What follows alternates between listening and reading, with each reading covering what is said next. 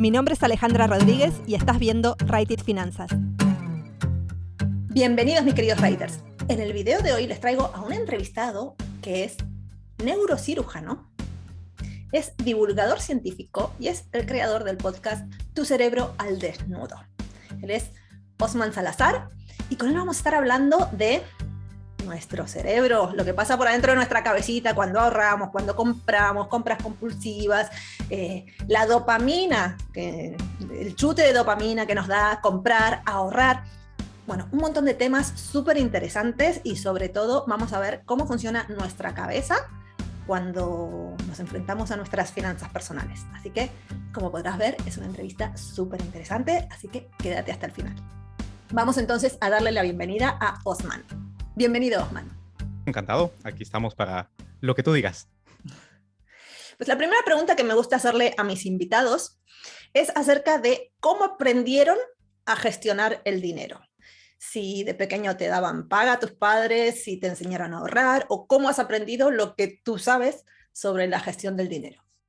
Muy buena pregunta porque casa no fue donde recibí esa información. De hecho, he tenido que irla adquiriendo, leyendo, informándome fuera. Principalmente, te podría decir, a base de libros, documentales y a romperme un poco la cara en la vida. También hay que decirlo. O sea que ya fue un poco más de grande, y que cuando ya has salido de casa o de adolescente. No, de hecho, todo lo que he aprendido acerca de las finanzas personales lo he tenido que aprender por mi cuenta. Yo soy de Guatemala, entonces al venir de un país como los nuestros, como yo le digo, en América Latina, el conocimiento acerca de cómo comportarse acerca del dinero no es quizá muy frecuente en un hogar.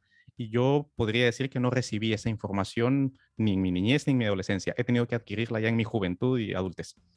Y pasando al tema de tus estudios, sé que desde muy pequeñito te ha interesado esto del cerebro. Cuéntanos un poquito cómo fue que te interesaste en el cerebro y cómo fue que te decidiste a hacerte médico. La verdad que, bueno, intentaré que la historia no suene tan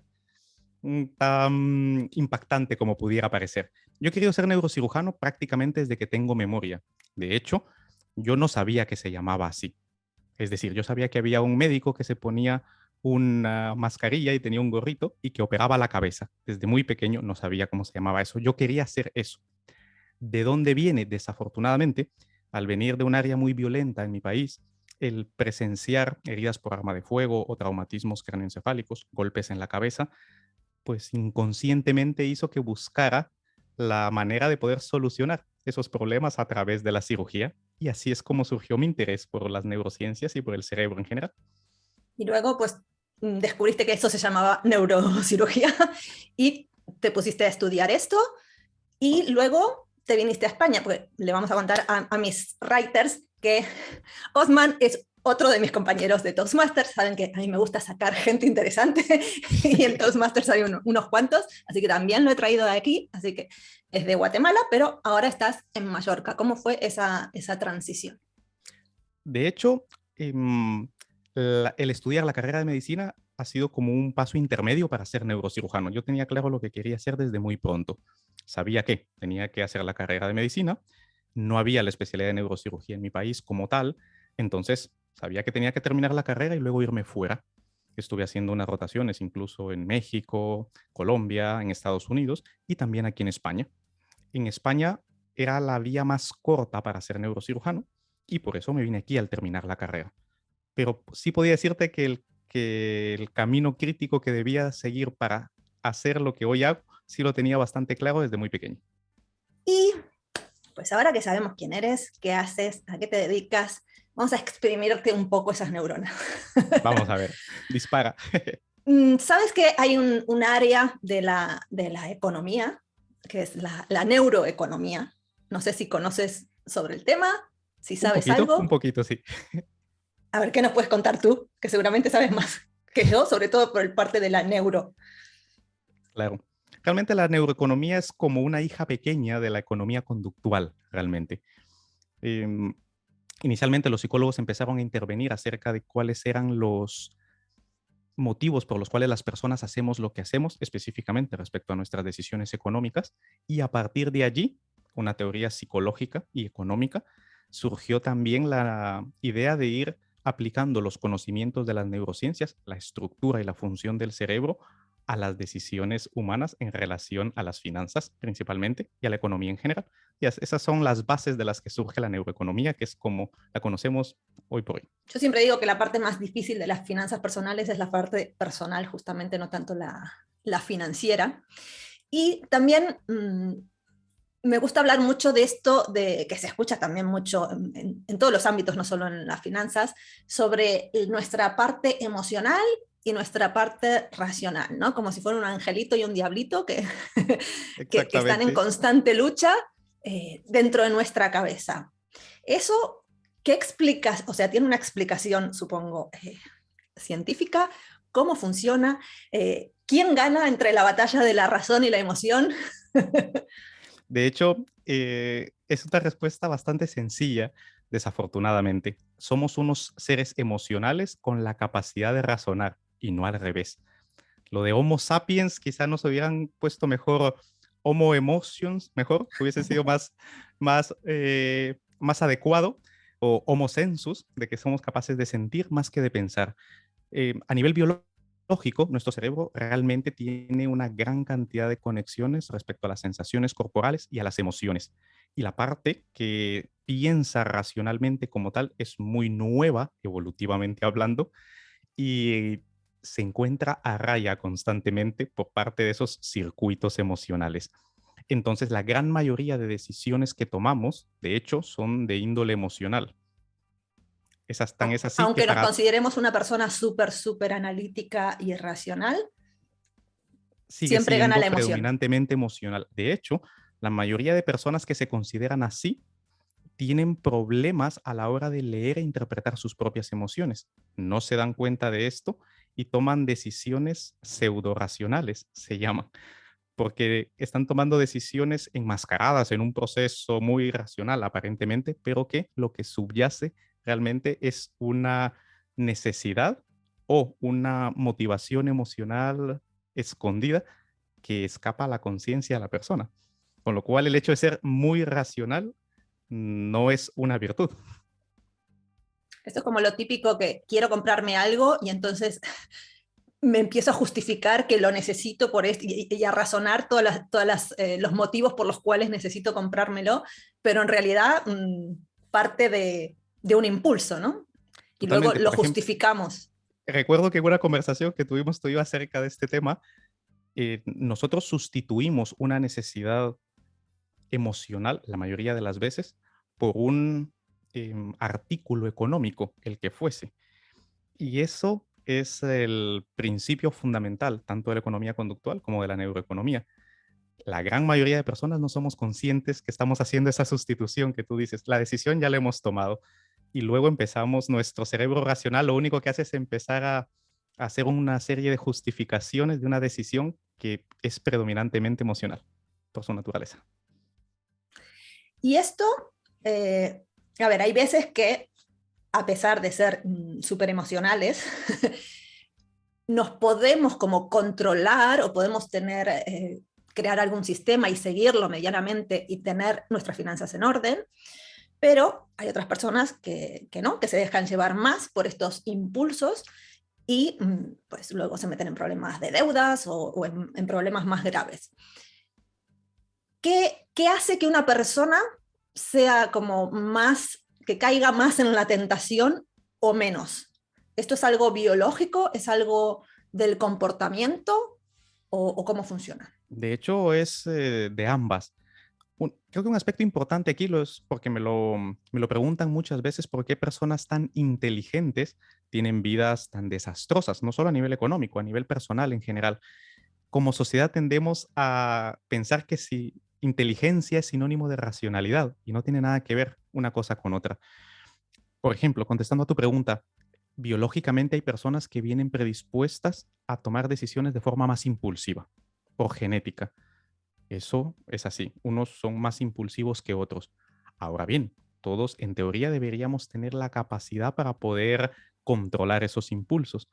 Sin embargo, el control de esos impulsos se da en la corteza prefrontal, que es esto justo lo que está detrás de la frente, Y es tan grande que incluye el 30-40% de nuestros cerebros. Es una gran parte del cerebro que está allí para controlar nuestras emociones y no se logra desarrollar por completo hasta que tenemos 30 o 40 años. Ojo al dato, eso es muy importante. Y también influye mucho la educación que tengamos, y no me refiero a la educación académica, no me refiero a títulos aquí, la educación vital que tengamos acerca de cómo controlar nuestros impulsos.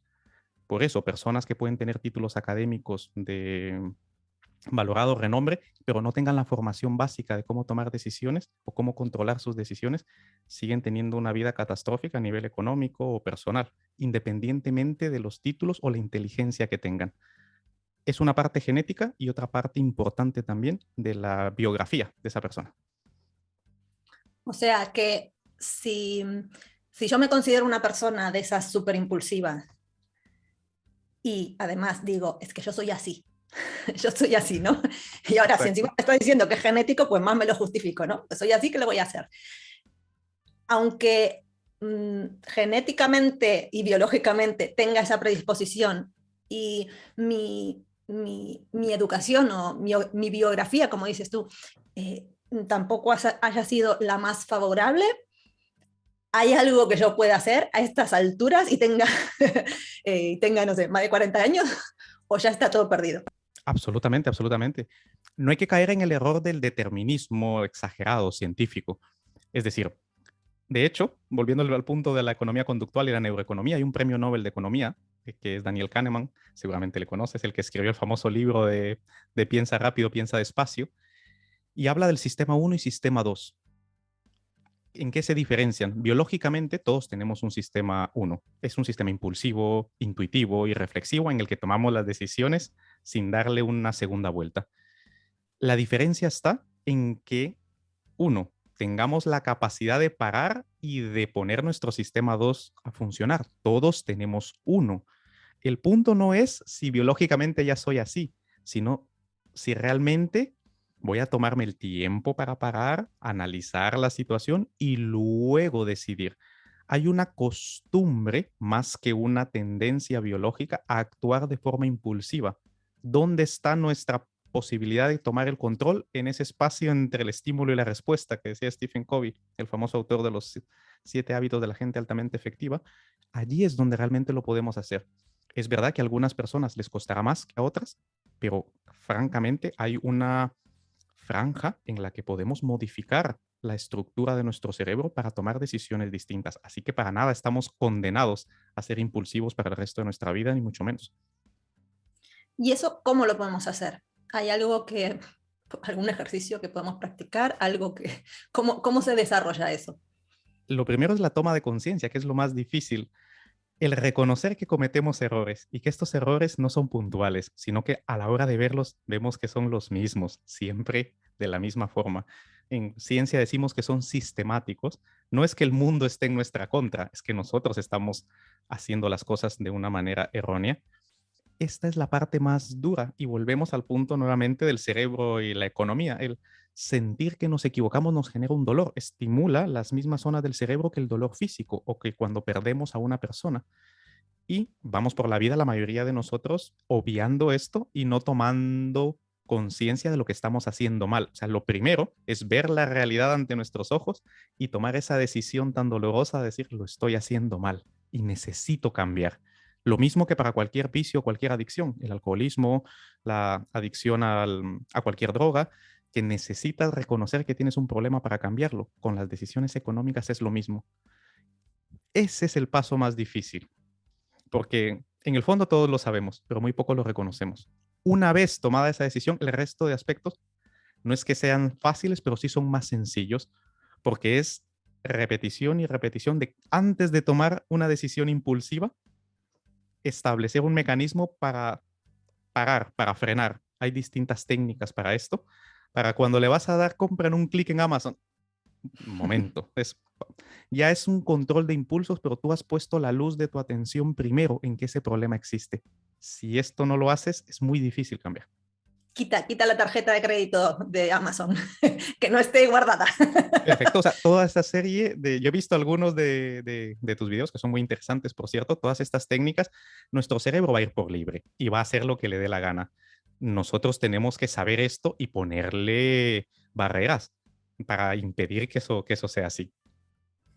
O sea, poner en pausa, ¿no? Primero reconocer Exacto. que tenemos un problema, que también estoy de acuerdo con que esa es la parte más difícil, porque es mucho más fácil pensar que el problema está afuera y que nosotros somos víctimas de las circunstancias y de la situación que nos ha tocado vivir.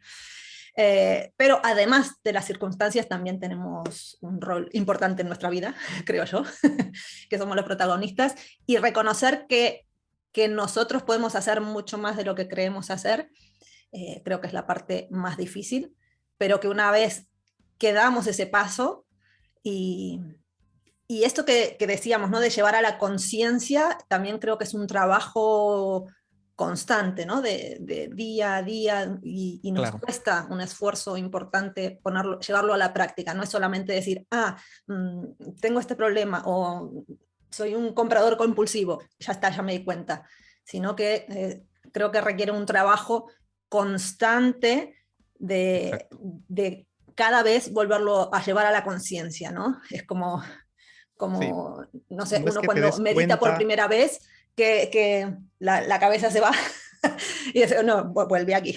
Y se va y es, no, vuelve aquí, ¿no? Es como que es ese ejercicio constante. Sí, de hecho, es algo que tú has mencionado, un término que es muy parecido, de hecho es lo mismo, el mindfulness. Es la toma de conciencia del momento presente y podríamos decirle que lo que tú haces es enseñarle a la gente a tener un mindfulness económico, es decir, estar en el momento presente y decir, perfecto, ahora voy a comprarme zapatos, voy a comprar lo que quieras. Un momento, ¿por qué estoy tomando esta decisión? Como cuando dices y te pones al frente, pues soy alcohólico, soy drogadicto, soy neurótico, etcétera. Pues bueno, soy un comprador compulsivo. Muy bien, tengo un problema. Mm, Ni mucho menos significa que deba de destruirme la vida. Paro, pienso y voy hacia atrás. Es traer constantemente a la conciencia el hecho de que tenemos un problema y reconocerlo como tal y que lo lo más llamativo de esto es que no estás solo. De hecho, la gran mayoría de las personas tienen el mismo problema, con lo cual no estás solo. No hay vergüenza en decir soy un comprador compulsivo o soy una persona que no sabe gestionar su economía. Pero eso también puede jugar en contra, ¿no? De mal de muchos. Bueno, pues si lo hace todo el mundo, pues tan mal no estará, ¿no? Te sientes más acompañado en ese sentido. Claro, pero no porque todos, por ejemplo, los problemas de salud mental ahora mismo son la principal causa de afectación de la salud en el mundo. Es la primera causa de morbimortalidad en el mundo. Quiere decir de enfermarte y que secundariamente al final te mueras, ¿no? Eso no quiere decir que esté bien. Pongo este ejemplo, que todos lo estén haciendo o que todos estemos enfermos desde el punto de vista económico, para nada quiere decir que sea bueno para nosotros. Así que esa es una defensa ante eso de que si todos lo están haciendo está bien. Me parece súper interesante. Tengo aquí algunas preguntas que te... Muy bien, muy bien. Que sepan que nuestros te oyentes que no me las ha dicho previamente. Así que, no. Bueno, más que preguntas son temas. Uno va relacionado con las creencias. Hay una frase de David Schwartz, no sé si conoces, que escribió el libro de La magia de pensar en grande, que el mensaje principal del libro dice algo así como que si tú crees que algo es posible, tu cerebro va a trabajar para encontrar no, si crees que algo es imposible, tu cerebro va a buscar justificaciones para justificar que evidentemente es imposible. Pero que si tú crees que algo es posible, entonces tu cerebro va a empezar a buscar maneras de llevarlo a cabo. ¿Tiene exacto, sentido esa afirmación? ¿Qué opinas tú de eso? absolutamente. De hecho, bueno, la frase original se le atribuye a Henry Ford de si piensas que tienes razón, perdón, si piensas que puedes o que no No puedes, puedes. tienes razón. Pues esta es la explicación neurocientífica de esa afirmación de Henry Ford. ¿Qué es lo que sucede cuando realmente tomamos una postura ante algo? Y aquí es la diferencia entre la psicología positiva o lo que se llama el positivismo naive, que quiere decir, bueno, voy a pensar que voy a tener un Ferrari, voy a pensar que... No, no funciona de esa manera. El cerebro tiene que estar convencido de que puede. Eso es lo primero, que hay una posibilidad real de poder hacerlo. Y aquí es el aspecto más importante de la cuestión. Una vez sabemos que podemos, que realmente es factible, que es real, a partir de aquí sí podemos convencer a nuestro cerebro en base a un diálogo interno constructivo para que se dirija hacia nuestros objetivos. Por tanto, no es tanto como decirnos que podemos, sino que simplemente cambiar esa creencia fundamental de que es posible. Ese es el principal camino. Es dejar de cambiar cambiar la idea de que algo es imposible a que algo es posible, aunque sea muy difícil. Porque una vez es un cambio de calidad. Lo primero es seguro que no puedo, no importa lo que haga. Entonces Pero ni lo lo intento. segundo es, será durísimo, será difícil, lo alcanzaré en años, pero lo voy a lograr y podré. Ese es el principal cambio que hay que hacer. Una vez hagamos ese cambio, nuestro cerebro va a encargarse de ir construyendo el camino, va a ir modificando otras creencias, va a ir modificando nuestros pensamientos, nuestros comportamientos para dirigirnos hacia ese objetivo. El cambio fundamental es cambiar esa creencia. Y también va a estar, creo yo, más alerta a cosas que están relacionadas con eso que me interesa, ¿no? Porque si yo digo, por ejemplo, no sé, sí, he escuchado esto que existe la libertad financiera, pero bueno, no, eso para mí imposible. Para otras personas, pero para mí no. Y ya está, me cierro Exacto. y sigo con lo mío. Ahora, si yo digo, bueno, no es tan fácil, tal, pero posible es.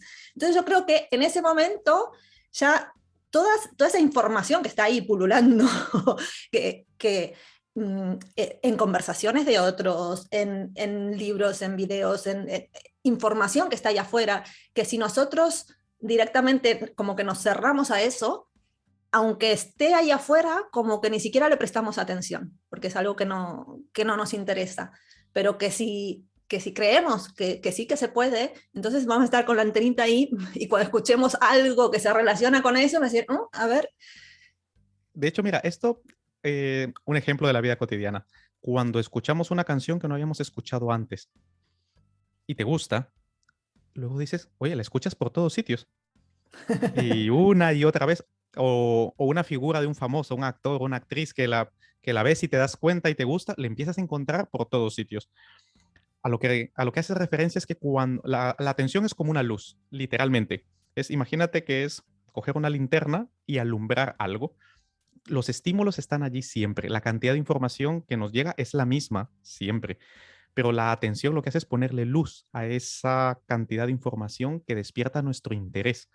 Con lo cual, los mecanismos cerebrales que hacen que atendamos algo, que dirijamos nuestra atención hacia eso, luego se conectan con lo que nos motiva, con lo que nos gusta, con el circuito de nuestras decisiones, el de recompensa, etcétera, etcétera. Se empieza a desencadenar una cascada metabólica en el cerebro que hace que te dirijas hacia un objetivo concreto.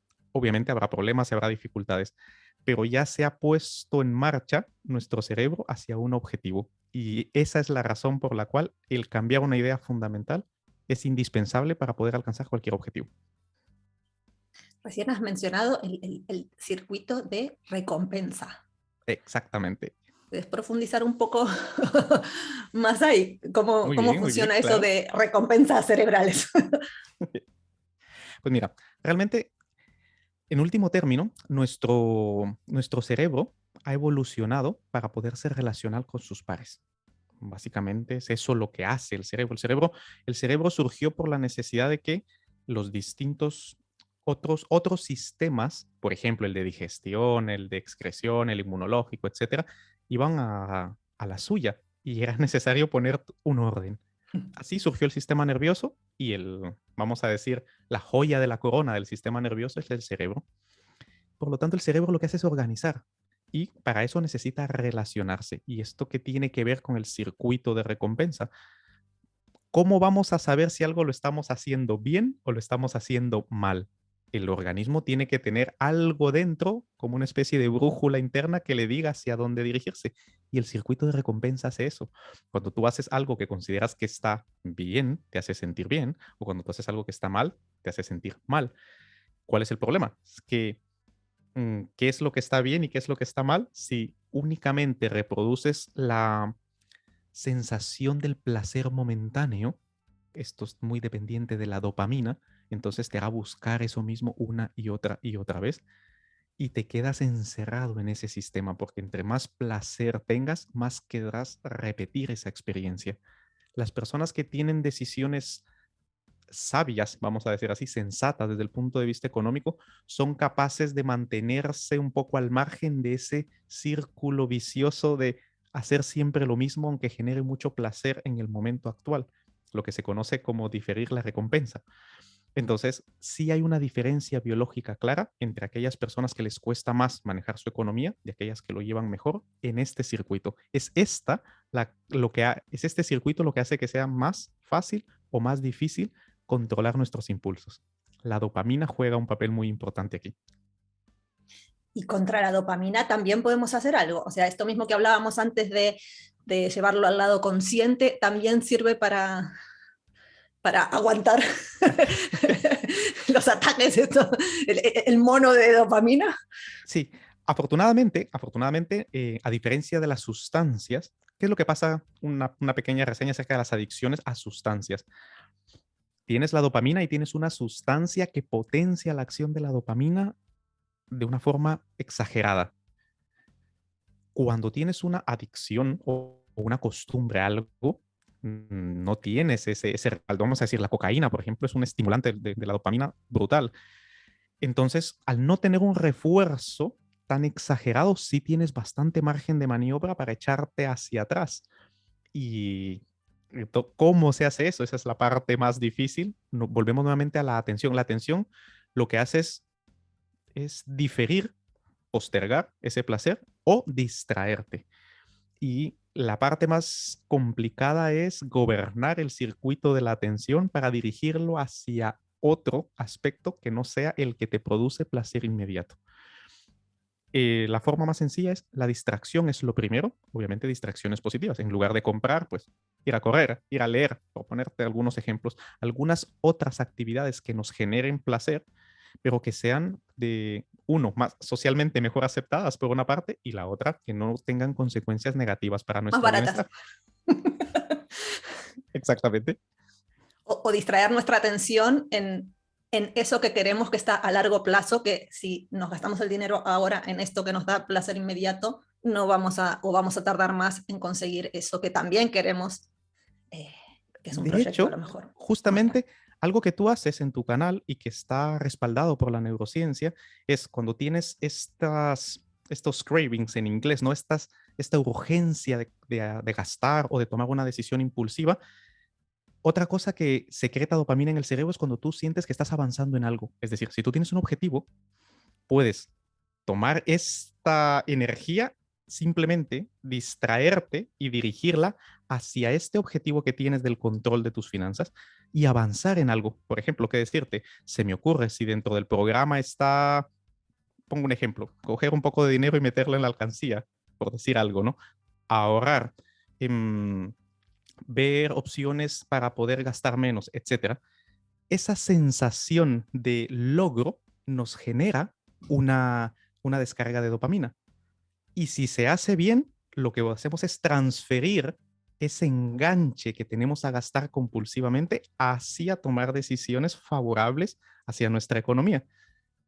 O sea Ya que se que puede podemos tener, aprovechar ese circuito para bien, es lo que quiero decir.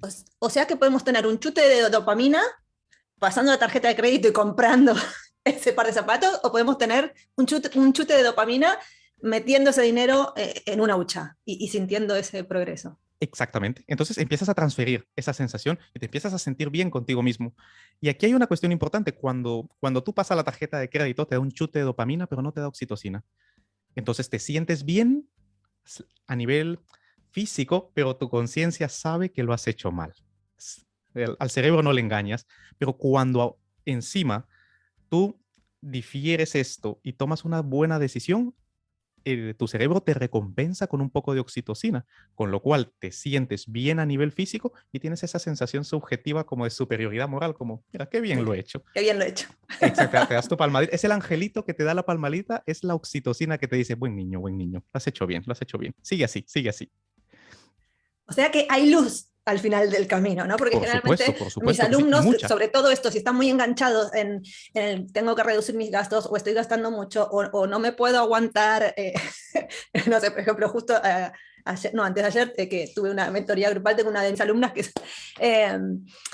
le gusta mucho comer chuches. Y entonces dice, es que no puedo, me gasto mucho dinero en chuches, entonces está como adicta a los chuches. Entonces, saber que es esa misma satisfacción que nos da eso, comprarnos eso que nos gusta, que si lo trabajamos también podemos conseguir esa misma satisfacción haciendo algo que es positivo para nosotros, porque como que en nuestra cabeza asociamos de si me compro lo que me gusta, la paso bien, Exacto. pero si ahorro dinero, sacrificio, y la voy a pasar mal por el resto de mi vida, voy a ser miserable. Entonces... Lo que sucede, mira, por ejemplo, es en el tamaño. Por ejemplo, cuando vamos a gastar, y pongo el ejemplo de Amazon, no para hacerle publicidad, sino que es muy fácil. Tú programas en lo de un clic y aunque tú lo desprogrames, lo digo por experiencia personal, sigue estando allí. O sea, tú le das que no y te lo vuelve a poner. Entonces, la facilidad es enorme. ¿Qué es lo que hay que hacer? Sabiendo que las grandes empresas, hay algo que yo le llamo depredación cognitiva, saben mucho del cerebro y juegan en tu contra y a su favor, pues si tú sabes que esto, ponte lo más fácil. ¿Cuál es el problema? Que yo quiero darle a un clic a comprar, pero para ahorrar tengo que meterme al banco, transferir dinero o ir aquí, plazarme físicamente, etcétera. Mientras que, por ejemplo, lo que tú propones, los sobres o las huchas o las alcancías de toda la vida, uno, no necesitas tanto dinero, es poco, lo tienes cerca y la cantidad es muy pequeña. En otras palabras, tienes que dividir esa victoria en pasos muy pequeñitos, pequeñitos, pequeñitos, que sean muy fáciles de poder hacerse. Llega un punto en el que sea más fácil tomar una buena decisión que una mala. Y esto va con 5 céntimos, 10 céntimos aquí en la alcancía de aquí.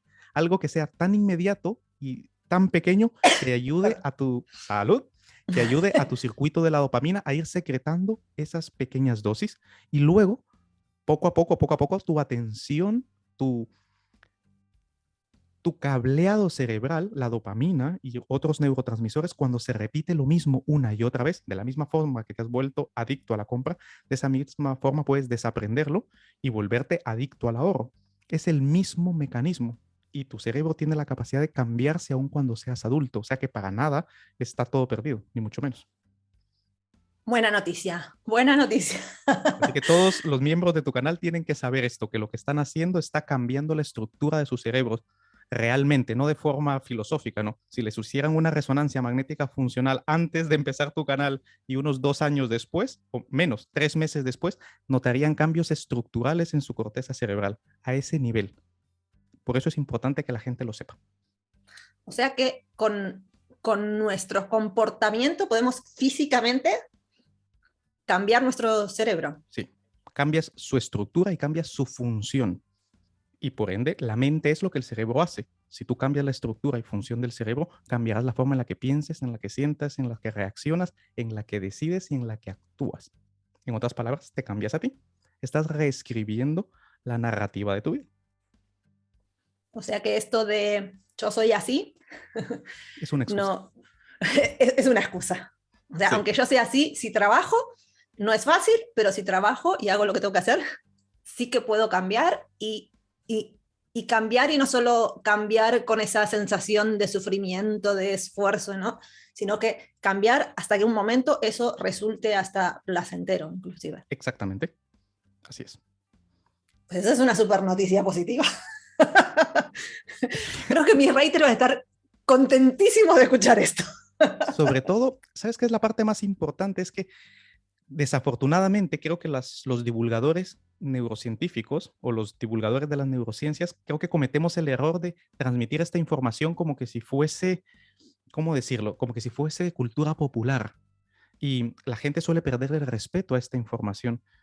De allí la importancia de que la gente sepa que esto es cierto. O sea, no es Es filosófico. filosofía barata o psicología barata, no.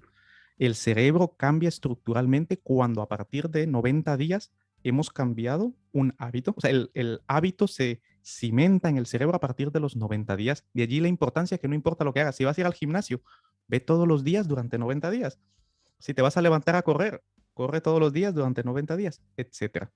Una vez pasados los 3 meses, empiezan ya las proteínas estructurales de nuestro cerebro a montar un andamio como un puente en el que sea más fácil pasar. Y los impulsos que normalmente iban para allá, ahora van para allá. Y si lo sigues haciendo, cada vez será más fácil pasar por aquí. Literalmente estás abriendo nuevas vías, nuevas conexiones en tu cerebro. Y esto es real. Lo que sí es verdad es que aquí viene la otra parte. Nadie dijo que esto fuese fácil. La sensación se da de que, bueno, si son solo 3 meses, ya, pero el primer día y el segundo y el tercero, levantarte a correr a las 5 de la mañana, al segundo día dices, mira, ya no voy más. Pero si sabes que realmente la recompensa es real y el cambio en tu cerebro es real, tienes un motivo, un incentivo para continuar y persistir allí. Esto es lo que la gente tiene que saber, que esto es real, que es muy difícil al inicio, pero que se alcanza y que es posible. Y son 90 días, porque en algún sitio había escuchado esto de que es 21 días que para el tema de los hábitos. Hay que diferenciar entre una rutina, Hmm.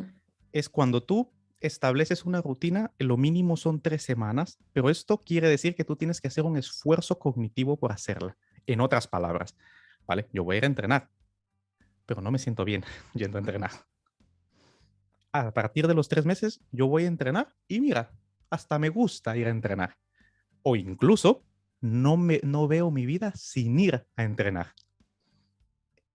Esa es la diferencia. Lo primero es que tú has establecido una rutina, pero tienes que hacer un esfuerzo cognitivo, tienes que consumir oxígeno y glucosa y sangre para tomar esa decisión, mientras que a partir de los 3 meses, esta decisión se toma sola, vamos a decirlo así, porque ya tu cerebro ya la tiene incorporada como una decisión propia, no como un hábito que tiene que incorporar por la fuerza, que fue así en las primeras semanas, claro. Y que ahí requiere mucha fuerza de voluntad, ¿no? Exactamente. Lo más sencillo es, a medida que más haces algo, menos te cuesta hacerlo, para decirlo fácil. Me parece súper interesante. Voy a ver qué más tengo en mí. A ver, que esa libretita de preguntas. Bueno, una estaba relacionada con esto, ¿no? Con el tema de los hábitos, que ya lo hemos hablado. Y luego, antes hablaste un poco de el entorno social, ¿no? De cómo sabemos si algo está bien, si está mal. Y también otra pregunta y otra cuestión que se da muy a menudo en el tema, bueno, que mis alumnos, es una duda o una situación que se ve muy a menudo, es el tema de la presión social. Yo a lo mejor quiero ahorrar, pero mi entorno es que está como en otro canal y entonces yo soy el bicho raro y entonces me siento fuera de lugar. ¿Qué peso tiene eso en nuestra cabeza, en nuestro cerebro? ¿Y qué podemos hacer si podemos hacer algo para modificarlo? Que ya, muchísimo. Por lo que hablaste antes, supongo que sí. El peso que tiene es muchísimo. Desafortunadamente esto nos damos cuenta todos y como nos damos cuenta nosotros, las grandes empresas que se encargan de diseñar las estrategias de marketing, de publicidad y de venta, lo saben también. La diferencia es que los recursos con los que ellas cuentan son brutales. Tienen psicólogos, economistas, ingenieros, informáticos, publicistas, tienen un ejército de personas diseñando una estrategia para explotar esa característica de nuestros cerebros, esa necesidad de pertenecer al grupo. Y la gran mayoría de nosotros no tiene una personalidad clara, una identidad. Una personalidad, sí, son rasgos biológicos que nos hacen comportarnos de determinada manera. Esa es específica de cada uno y es más estable, pero una identidad clara, muy pocas personas, si es que alguno la tiene realmente cimentada.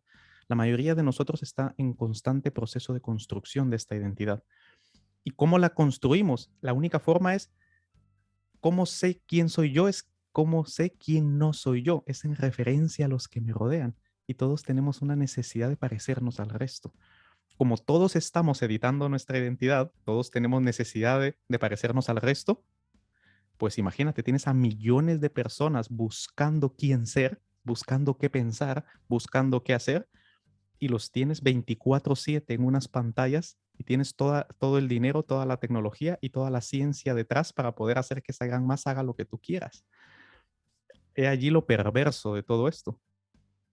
Por tanto, el peso que tiene es brutal porque son cuestiones incluso que son inconscientes. Explota todos estos circuitos de nuestro cerebro al que nosotros no iluminamos con la atención de nuestra conciencia y no los hacemos evidentes para poderlos cambiar. Por lo tanto, lo primero es reconocer que no somos los únicos que queremos encajar, todos los que nos rodean quieren encajar. Que todos, como nosotros, a todas las personas que nosotros creemos que saben más que nosotros y los estamos intentando imitar, esas personas nos están imitando a nosotros, solo que no nos damos cuenta. Y lo que requiere, volvemos al punto de la toma de conciencia, lo que requiere es darse cuenta de que este capitalismo cognitivo salvaje de modificar a todos y hacerlos consumir de determinada manera es algo que está diseñado para que sea así, con lo cual de identidad, si quiero realmente ser yo alguien, simplemente tengo que salirme de ese paradigma. Eso es lo primero. A partir de allí, lo demás es cuestión de tiempo. ¿Y por qué? Cuando alguien se sale, a las demás personas les interesa y siempre, oye, ¿cómo haces esto? Oye, ¿por qué no por qué tú nunca tienes ropa de marca? Te pongo un ejemplo. Yo siempre me he visto, tú me has visto cómo me he visto. Mucha gente me dice, ¿por qué yo no me he visto como un neurocirujano? Yo le digo, ¿qué significa eso? ¿Y cómo es eso? ¿Y cómo se viste un neurocirujano? Yo te Con cuento cómo bata se viste un y barbijo. neurocirujano. Yo me tengo un gorrito, una mascarilla, unos guantes quirúrgicos y lo que yo tengo que demostrar es con mis manos en el quirófano. Pero yo fuera no voy a estar utilizando una marca o un tipo de coche o un tipo de ropa, un tipo de... Es que, es que no pareces neurocirujano, es que no tengo que parecer, yo ya lo soy. Es decir, no tengo ninguna necesidad de intentar mis gastos personales o llevar un tren de vida muy por encima de mis posibilidades en aras de construir una narrativa que debería de llevar por el título que supuestamente tengo. Entonces, quitar esa idea de mi cabeza y llevar un estilo de vida asociado, uno, a mis creencias y lo más importante, a mi bienestar, no es tan difícil después de todo, porque luego cuando tú lo haces, pareces ante las personas como que, mira, esta persona tiene personalidad, tiene carácter, tiene... No, simplemente te has dado cuenta que todos van al matadero y tú has decidido pues caminar en otra vía. Simplemente está en darse cuenta y en decidir caminar en otra dirección. Mira, pues justamente otra de mis alumnas en la mentoría también comentaba esto, que ella tiene un buen puesto y un buen sueldo, y entonces, claro, que como que su entorno le decía, no, cámbiate el coche, o ¿no? Como que le empujaba o le hacía comentarios para que gaste más dinero porque no parecía que tuviera un buen sueldo. Y entonces, claro, estaba con esto de cómo reaccionar a esos comentarios de los demás. Pero bueno, entiendo yo que si uno parte también de cómo a uno le afecte, porque supongo yo que también hay personas que le afecta más o le afecta menos los comentarios de otras personas, o como que cuanto más claro tengas tú lo que quieres y a dónde vas, menos te afecta los comentarios de la afuera. Sí, la verdad que la sociedad moderna es muy individualista, a diferencia de las sociedades más antiguas que eran más colectivistas. La mayoría estamos solos. La soledad enferma y mata. Y esto, las grandes empresas lo saben. Si yo tengo realmente una necesidad, como todo ser humano, de pertenecer a un grupo, pero no tengo contacto con ellos, entonces me compro un iPhone. O sea, ya por lo menos me separo de la gran masa y soy un Apple Boy, un Apple Girl. Tengo un Mac, tengo un iPhone. Y por esa identidad, por esa caja bonita, Steve Jobs directamente pues rechazaba los proyectos que no tuvieran esa integración que él veía como algo perfecto. El no tener todas las necesidades de nuestra vida cubiertas nos predispone a que cuando abramos la caja del iPhone o la caja del Mac y veamos todo perfectamente curado, ese olor, esa experiencia está diseñada directamente para poder suplir en nuestro cerebro la necesidad que tenemos de pertenecer a un grupo. Está diseñado para eso. Cuando no, realmente la mayoría de las personas, yo espero que a través de saber cómo funciona nuestro cerebro se den cuenta de esto, verán la explotación a la que están siendo sometidos. Todos necesitamos pertenecer a algo. La gran mayoría de nosotros está solo porque estamos en una sociedad individualista, consumista, y es muy fácil manipular esa necesidad a través de un sucedáneo, un producto. Bueno, otra cosa que podemos hacer es buscarnos un grupo de pertenencia que tenga nuestros mismos intereses. Por ejemplo, esto es algo muy bonito que yo veo en la comunidad de mis alumnos, que se apoyan unos a otros, y en cierto modo es como que se está creando un grupo de pertenencia, pero como más positivo, ¿no? De no necesito pertenecer al grupo del consumismo, sino que pertenezco al grupo de los que ahorran, los que se ocupan de sus finanzas. Exactamente.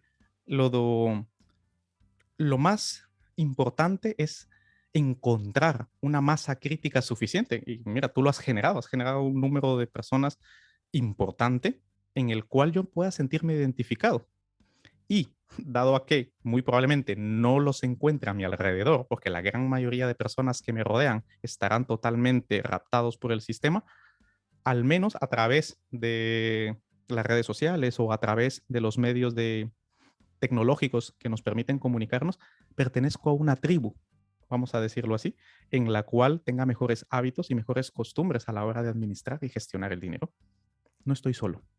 Pues me parecen súper interesantes. Yo me quedaría aquí hablando por horas. Pero para finalizar, otra pregunta que le hago a todos mis entrevistados es, si tú tuvieras ahora delante tuyo a una persona que recién ahora se está planteando esto de empezar a hacerse cargo de su dinero, de sus finanzas, lo ve todo muy complicado, muy estresante o cree que no va a poder, ¿qué consejo le darías a una persona que ahora mismo se encuentra en esa situación? Lo primero que le diría es que no está solo o sola. Eso es lo primero. Que no tiene ni idea de la gran cantidad de personas que independientemente de su origen geográfico, del poder adquisitivo que tuviese su familia, del título académico que tenga, del color de piel, da igual, están en su misma situación. Eso es lo primero. No está sola, no está solo. Lo siguiente es que es posible. No es que a lo mejor, quizá, posiblemente, no. Es una realidad, está estudiado científicamente que es posible. Y a partir de aquí viene la parte del carácter, la voluntad. Requiere ese esfuerzo inicial de consumo de energía, de atención y de sufrimiento un poco, porque nos genera una sensación de pérdida el abandonar nuestras costumbres previas. Que esto también pasará y que una vez que pase esa fase, su cerebro mismo se encargará de llevarle y de conducirle hacia un objetivo que sea positivo y adecuado para su economía. El punto más importante está en que sepa que es posible y en que lo va a pasar mal los primeros meses, lo pasará mal. Pero, los primeros 3 meses. Exactamente. Al menos. Pero esto pasará y lo logrará. Esto sería lo que yo le diría. La neurociencia lo respalda, que no está solo. Buenísimo. Y para despedirnos, para todas aquellas personas que es la primera vez que te ven, que no sabían ni quién eras y les ha encantado lo que has dicho, ¿dónde te pueden encontrar? ¿Dónde eso? Que me ha gustado lo que has dicho y quiero saber más a dónde voy. Muy bien. De hecho, para poder divulgar la información del cerebro en la vida cotidiana, en el día a día, la neurociencia cotidiana, como yo le llamo, he fundado un proyecto que su primera medida es un podcast. El podcast se llama Tu Cerebro al Desnudo. Está en todas las plataformas, YouTube incluida. Y en él transmito realmente la experiencia de años en la neurocirugía y en las neurociencias y sobre todo el interés porque la gente conozca cómo funciona su cerebro en el día a día, en estas pequeñas cosas, en las decisiones económicas que tomamos a nivel relacional, a nivel personal. Conociendo nuestro cerebro es como realmente podemos modificar nuestra vida. La página se llama tucerebroaldesnudo.com, el podcast se llama Tu Cerebro al Desnudo y es todo un proyecto que incluye una plataforma de enseñarle a la gente cómo utilizar su cerebro para bien. Que si no controlamos nuestro cerebro, este nos controla a nosotros. súper interesante. Dejaremos todos los enlaces debajo para que puedan ir a buscarte y a escuchar esos podcasts que son súper interesantes también. Pues muchísimas gracias, Osman, por tu tiempo y yo me quedo con lo de que me da dopamina también ahorrar, o sea, eso creo que es una noticia súper positiva. Bueno, mira, yo también estoy sintiendo aquí dopamina porque considero que lo que estoy haciendo realmente es por el bien de la humanidad, lo veo así que gracias por la invitación. Pues muchas gracias, hasta la próxima. Hasta la próxima, adiós.